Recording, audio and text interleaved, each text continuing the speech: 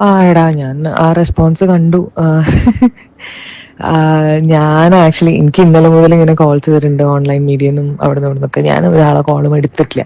ഒന്നാമത് ഞാനേ എടാ ഞാൻ ഒരാളുടെ പേര് പറയാനോ അല്ലെങ്കിൽ അവർക്ക് ഉണ്ടാവുന്ന ഒരു കാര്യം അവരുടെ കരിയർ വൈസുള്ള കാര്യങ്ങൾക്ക് ബ്ലോക്ക് ചെയ്യാനോ അങ്ങനെ അങ്ങനെ ഉദ്ദേശിച്ച് പറഞ്ഞ വീഡിയോയോ അങ്ങനെ ചെയ്ത വീഡിയോ ഒന്നും അല്ല. കാരണം അലിഗേഷൻ വന്നപ്പോ ആദ്യം വേറൊരു ആങ്കറിനെയും കൂടെ അതിൽ ഇൻവോൾവ് ആയിരുന്നു പേര്. അപ്പൊ ഞാൻ ആകെ അയ്യോ ഞാൻ പറഞ്ഞത് അബദ്ധമായോ എന്ന് എനിക്ക് തോന്നിയിരുന്നു ഒരു പോയിന്റില്. പക്ഷെ നമ്മളടുത്ത് ലൈഫിൽ അങ്ങനെ ഒരു ഇൻസിഡന്റ് ഉണ്ടാവുന്ന സമയത്ത് എക്സ്പ്ലനേഷൻ ചോദിക്കുമ്പോൾ നമ്മളത് പറയുമല്ലോ. അതിൽ പോലും ഞാൻ ആളുടെ പേര് ഒന്നും പറയരുത്, ഇൻസിഡന്റ് ഇതാണ് എന്നുള്ള രീതിയിൽ പറഞ്ഞു പോയതാണ്. അപ്പം ആളിപ്പോ ഇങ്ങനെ ആളെന്നെ വിളിച്ചിരുന്നു. ആളെന്നെ സാനിഫ് എന്ന് പറഞ്ഞ ഒരു വ്യക്തിയുടെ ഫോണിൽ നിന്നാണ് വിളിച്ചത്. എന്നെ ഡയറക്റ്റ് പോലും അല്ല വിളിച്ചത്. വിളിച്ചിട്ട് സംസാരിച്ചു കുറെ കൺവിൻസ് ചെയ്യാൻ നോക്കി. അപ്പൊ ഞാൻ കൺവിൻസ് ചെയ്യാൻ നോക്കിയത് എന്ന് പറഞ്ഞു കഴിഞ്ഞാലേ വളരെ ഫേക്ക് ആയിട്ടാണ് സംസാരിക്കുന്നത്. എനിക്ക് അങ്ങനെ തോന്നിയത് വെച്ചാ ആള് ഞാനിത് ഫ്ലവേഴ്സിൽ കട്ടറുമ്പ് എന്ന് പറഞ്ഞൊരു ഷോ ഉണ്ടായിരുന്നു. ഈ കട്ടുറുമ്പ് എന്ന് പറഞ്ഞ ഷോയിൽ ഫസ്റ്റ് വിളിക്കും, ഫസ്റ്റ് വിളിച്ച് ക്യാൻസൽ ചെയ്യും, രണ്ടാമത് വിളിച്ച് ക്യാൻസൽ ചെയ്യും. രണ്ടാമത്തെ പ്രാവശ്യം ഞാൻ പറഞ്ഞു ചേട്ടാ ഇത് ഇങ്ങനെ ഇനി നിങ്ങൾ ക്യാൻസൽ ചെയ്താൽ എനിക്കിത് ഭയങ്കര ബുദ്ധിമുട്ടാണെന്ന് പറഞ്ഞിട്ട് മൂന്നാമത് ഞാൻ വരുമ്പോഴേക്കും അതിന്റെ ആങ്കർ മാറിയിരുന്നു. അപ്പം എനിക്ക് സത്യം പറഞ്ഞു കഴിഞ്ഞാൽ ആദ്യം ഈ പുള്ളിക്കാരിയാണ് ഹോസ്റ്റ് ചെയ്തതെന്നുള്ളതൊന്നും എനിക്ക് അറിയില്ലായിരുന്നു. അപ്പം ഞാനപ്പോ ആ സമയത്ത് വരുന്ന സമയത്ത് ഈ ചാനൽ ചീഫ് ചാനലിന്റെ ഓണർ ശ്രീകണ്ഠൻ നായർ സാറും പുള്ളിക്കാരിയും തമ്മിൽ എന്തോ ഇഷ്യൂസും കാര്യങ്ങളൊക്കെ സംസാരിക്കുമ്പോഴാണ് ഞാനുമായിട്ട് ഇഷ്യൂ ഉണ്ട് എന്നുള്ളത് ഈ ചാനലിലെ പ്രോഗ്രാം പ്രൊഡ്യൂസർ ഒരു വിൽസൺ എന്തോ പറഞ്ഞിട്ടൊരു പുള്ളിക്കാരൻ പറയുന്നത്. അന്ന് സ്വാസികയുണ്ട് അവിടെ. അപ്പോഴാണ് ഞാൻ ഈ കാര്യങ്ങൾ അറിയുന്നത്, ഈ പുള്ളിക്കാരിക്ക് എന്നോട് ഇഷ്യൂ ഉണ്ടെന്നുള്ളത്. അതിനുശേഷം ഞാൻ ആളോട് ചോദിക്കാനോ ബുദ്ധിമുട്ടിപ്പിക്കാനോ അല്ലെങ്കിൽ വേറെ രീതിയിൽ ബിഹേവ് ചെയ്യാനോ ഒന്നും പോയിട്ടൊന്നുമില്ല. പക്ഷെ പുള്ളിക്കാരി പുറത്തുനിന്ന് കാണുമ്പോഴൊക്കെ ഭയങ്കര എന്താ പറയാ ഭയങ്കര ഇതായിട്ട് പെരുമാറും, ഡിഫറെന്റ് ആയിട്ട് പെരുമാറും. ഒരു കല്യാണമൊക്കെ വിളിച്ചു തന്നെ.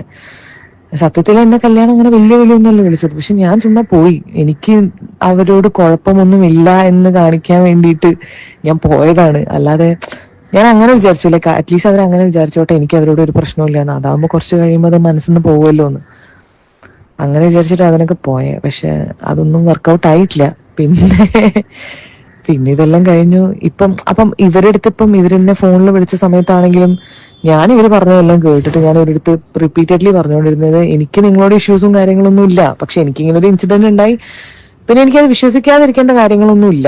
കാരണം ഇവര് തന്നെ വേറൊരു ആർട്ടിസ്റ്റിന്റെ അടുത്ത് പറഞ്ഞിട്ടുണ്ട് ഞാൻ ഇങ്ങനെ ചെയ്തു. കാരണം മുംബൈ ടാക്സി ഏതൊരു പടത്തില് അവരായിരുന്നു ആദ്യം കാസ്റ്റ് ചെയ്തത്. അതിനുശേഷം അത് എന്നെ ആക്കിയപ്പോൾ അവർക്ക് അത് ഭയങ്കര മാനസികമായ പ്രശ്നം ഉണ്ടായിരുന്നു. അതൊക്കെ മനസ്സിലാവും, അതൊക്കെ മനുഷ്യ സഹജമാണ്. അതൊക്കെ എല്ലാവർക്കും ഉണ്ടാവും, അത് ആ ഏജിന്റെയും എല്ലാം ആണ്. അതൊക്കെ പോട്ടെ, ഒരു കുഴപ്പമില്ല. പക്ഷെ ഫോൺ ചെയ്ത് കഴിഞ്ഞിട്ട് പിന്നെ ലാസ്റ്റ് സംസാരിച്ചിട്ട് എനിക്ക് വിശ്വാസം വന്നില്ല. കാരണം എന്നോട് ആദ്യം പറഞ്ഞത് സാറുമായിട്ട് പ്രശ്നമൊന്നുമില്ല, ശ്രീകണ്ഠൻ നായർ സാറുമായിട്ട് ഒരു പ്രശ്നമില്ല എന്നാണ് പുള്ളിക്കാരി പറയണേ. അപ്പൊ തന്നെ എനിക്ക് തോന്നി അത് സത്യമല്ല പറഞ്ഞുകൊണ്ടിരിക്കണെന്ന്. അപ്പൊ ഞാൻ ഓക്കെ കുഴപ്പമില്ല, ഞാൻ പറഞ്ഞു ഇനി ചെയ്തിട്ടുണ്ടെങ്കിൽ എനിക്ക് വിഷയമില്ല എന്ന് പറഞ്ഞു. അങ്ങനെ ആ രീതിയിലാണ് ഞാൻ സംസാരിച്ചത്. എനിക്ക് വിശ്വസിക്കാൻ പറ്റാത്തൊരു കാര്യം വിശ്വസിച്ചു എന്ന് പറയുന്നത് ശരിയല്ലല്ലോ. അപ്പൊ ഞാൻ ആണല്ലേ, ഓക്കെ പക്ഷെ എന്നാലും എനിക്ക് കുഴപ്പമൊന്നുമില്ല എന്നുള്ള രീതിയിൽ സംസാരിച്ച്. എന്നിട്ട് അവസാനം പുള്ളിക്കാരി എന്റെ അടുത്ത് മോശമായിട്ട് സംസാരിച്ചിട്ടാണ് ആ കോൾ വൈൻഡപ്പ് ചെയ്തത്. ഞാൻ എക്സിസ്റ്റ് ചെയ്യുന്നുണ്ട് എന്ന് അറിയില്ലായിരുന്നു, I didn't even knew that you existed എന്നൊക്കെ പറഞ്ഞിട്ട് ഇൻസൾട്ട് ചെയ്തിട്ടാണ് വെച്ചത് പിന്നെയും ഫോണ്. എനിക്കതിനും പരാതിയും കാര്യങ്ങളൊന്നുമില്ല. ആൾക്കാര് ഞാൻ നിന്നോട് ഡീറ്റെയിൽ ആയിട്ട് ഇപ്പോൾ ഇത് പറയുന്നത് എന്താണെന്ന് വെച്ചാൽ ഞാനിത് വേറൊരു പേഴ്സന്റെ അടുത്ത് ഒരു മീഡിയയിലോ ഒരു ക്യാമറയുടെ മുമ്പിലൊന്നും ഇരുന്ന് പറയാനോ അങ്ങനെ ഞാൻ വിചാരിക്കുന്നില്ല ഇതിനെപ്പറ്റി. കാരണം എനിക്ക് ആളുടെ പേരും പറയണ്ട, എനിക്ക് ഒരു കാര്യങ്ങളും ഇനി ഫെർദർ ഡിസ്കസ് ചെയ്യണ്ട. ഞാൻ അങ്ങനെ ഉദ്ദേശിച്ചിട്ടുമല്ല. ഇപ്പൊ എല്ലാരും പ്രായം ഒക്കെ മാറി. ഷീ വാസ് ഇൻ 20s നടക്കുമ്പോൾ, അപ്പൊ ഷീസ് ഇൻ 30s now.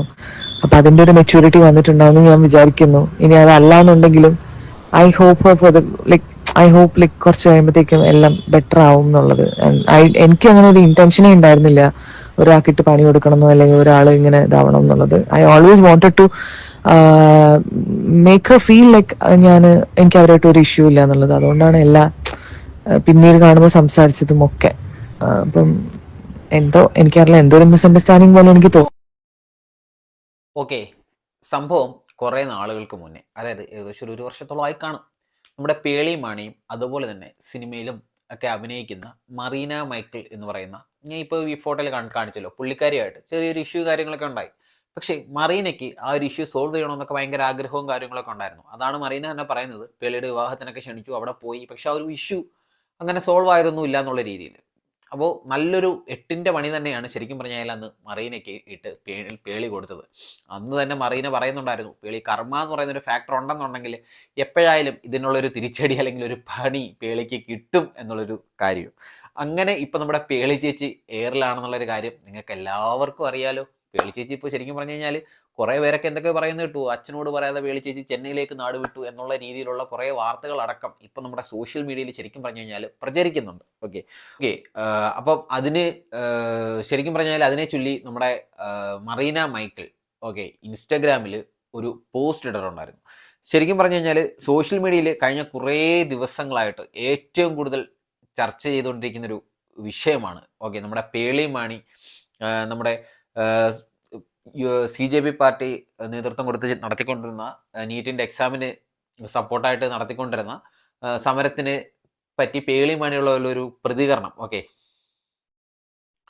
അപ്പോൾ വിദ്യാർത്ഥി സമരവുമായിട്ട് ബന്ധപ്പെട്ടാണല്ലോ, വിദ്യാർത്ഥി സമരവുമായി ബന്ധപ്പെട്ട് പേളി മാണി ഇൻസ്റ്റാഗ്രാമിൽ പങ്കുവച്ച ഒരു പോസ്റ്റിലൂടെയാണ് വിദ്യാർത്ഥികളുടെ സുരക്ഷയെക്കുറിച്ചുള്ള ആശങ്കയും സമരം സമാധാനപരമാകണമെന്നും പേളി അഭിപ്രായപ്പെട്ടു. എന്നാൽ ആ പോസ്റ്റിലെ ചില ഭാഗങ്ങളും തുടർന്ന് കമന്റുകൾ ഓഫ് ചെയ്ത തീരുമാനവും സോഷ്യൽ മീഡിയയിൽ വലിയ വിമർശനത്തിന് വഴിവെച്ചു.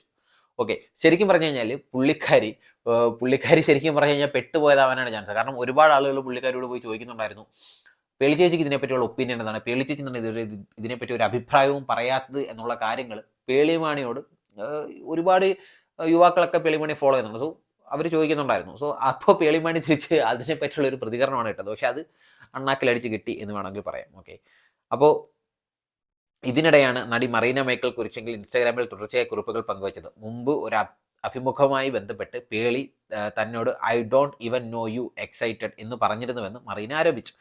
എന്നാൽ ഇതിനെ വ്യക്തിപരമായ പ്രതികാരമായി കാണരുതെന്നും പൊതുപ്രവർത്തകരുടെ ഉത്തരവാദിത്തത്തെക്കുറിച്ചുള്ള ചർച്ചയാണിതെന്നും മറീന വ്യക്തമാക്കി. ഓക്കെ മറീന മൈക്കിളിന്റെ പോസ്റ്റുകളിലെ പ്രധാന സന്ദേശം എന്താണെന്ന് വെച്ച് കഴിഞ്ഞാൽ, ഒന്നാമത് ഒരാളെ എത്ര പേർ അറിയുന്നു എന്നതല്ല അയാളുടെ മൂല്യം തീരുമാനിക്കുന്നത്. രണ്ടാമത് പൊതുജീവിതത്തിലുള്ളവർ വിമർശനം സ്വീകരിക്കാൻ തയ്യാറാകണം.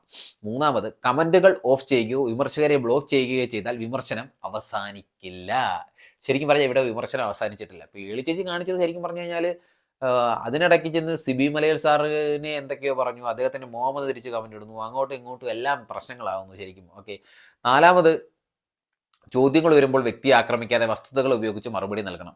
ഓക്കെ അവസാനം അത് ശരിക്കും പറഞ്ഞാൽ മറീനക്കിട്ട് തന്നെ ഇത് ചെയ്തതാണ്. അവസാന പോസ്റ്റിൽ മറീന പറഞ്ഞത് വളരെ ശ്രദ്ധേയമായ ഒരു വരിയാണ്. ഇൻഫ്ലുവൻസും ഇൻറ്റഗ്രിറ്റിയും തമ്മിലുള്ള വ്യത്യാസം ഇതാണ്. പിന്തുണ നൽകിയ എല്ലാവർക്കും നന്ദിയും അവർ രേഖപ്പെടുത്തി. ഓക്കെ അപ്പോൾ ഇപ്പോൾ സോഷ്യൽ മീഡിയയിൽ അഭിപ്രായങ്ങൾ രണ്ടായി പിരിഞ്ഞിരിക്കുകയാണ്. ഒരു വിഭാഗം മറീനയുടെ നിലപാടിനെ പിന്തുണയ്ക്കുന്നു, മറ്റൊരു വിഭാഗം ശരിക്കും പറഞ്ഞു കഴിഞ്ഞാൽ പേളിമാണിയുടെ അഭിപ്രായ സ്വാതന്ത്ര്യത്തെ പിന്തുണയ്ക്കുന്നു.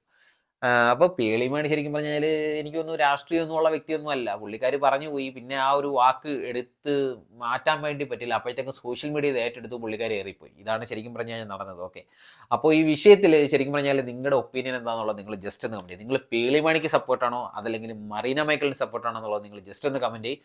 അപ്പോൾ എന്തായാലും മറീനയ്ക്കിട്ടൊരു 8ന്റെ പണി തന്നെയാണ് ഒരു സമയത്ത് പേളിമാണി കൊടുത്തിരുന്നത്. അപ്പോൾ മറ്റേ വൈരാഗ്യവും വിദ്വേഷവും ഒക്കെ മനസ്സിൽ വെച്ച് പെരുമാറുന്ന ഒരു രീതി പേളിമാണിക്കുണ്ടെന്നുള്ളത് ശരിക്കും പറഞ്ഞു കഴിഞ്ഞാൽ ഇപ്പം ഞാൻ ആദ്യം കഴിച്ച ഒരു ഫോൺ റെക്കോർഡിൽ നിന്ന് വരെ നിങ്ങൾക്ക് മനസ്സിലാവും. അപ്പോൾ ശരിക്കും പേളിമാണി ശരിക്കും ഫേക്ക് ആണോ? യൂട്യൂബിലൊക്കെ കാണുന്ന പേളിമാണി അല്ലേ റിയൽ ലൈഫിലെ പേളിമാണി? അങ്ങോട്ടും ഇങ്ങോട്ടൊക്കെ വ്യത്യാസമുണ്ടോ? ഇതൊക്കെ ശരിക്കും പറഞ്ഞാൽ നമ്മൾ ചിന്തിക്കേണ്ടിയിരിക്കുന്നു. അപ്പോൾ നിങ്ങളുടെ അഭിപ്രായങ്ങളും നിങ്ങളുടെ നിർദ്ദേശങ്ങളും നിങ്ങൾ വീഡിയോയിൽ കമൻറ്റായിട്ട് രേഖപ്പെടുത്തുക. വീഡിയോ ഇഷ്ടപ്പെട്ട വീഡിയോ ലൈക്ക് ചെയ്യുക. പറ്റുവാണെന്നുണ്ടെങ്കിൽ മാത്രം എന്നെ ഒന്ന് ഫോളോ ചെയ്യുക. കമൻ്റ് ഇടാൻ മറക്കരുതേ. നിങ്ങളുടെ കമൻറ്റ്സ് വായിക്കാനാണ് ശരിക്കും പറഞ്ഞാൽ എനിക്കിഷ്ടം. സോ നിങ്ങളുടെ ഒപ്പീനിയൻ എന്താണുള്ളത് നിങ്ങൾ ജസ്റ്റ് ഈ വീഡിയോയിൽ ഒന്ന് കമൻറ്റ് ചെയ്യുക. വീഡിയോ മാക്സിമം ഷെയർ ചെയ്തു എല്ലാവരും അറിയട്ടെ പേളിമണിയുടെ തനിക്കണം. അപ്പോൾ നമുക്ക് അടുത്തൊരു വീഡിയോയിൽ കാണാം. അതുവരേക്കും ബൈ.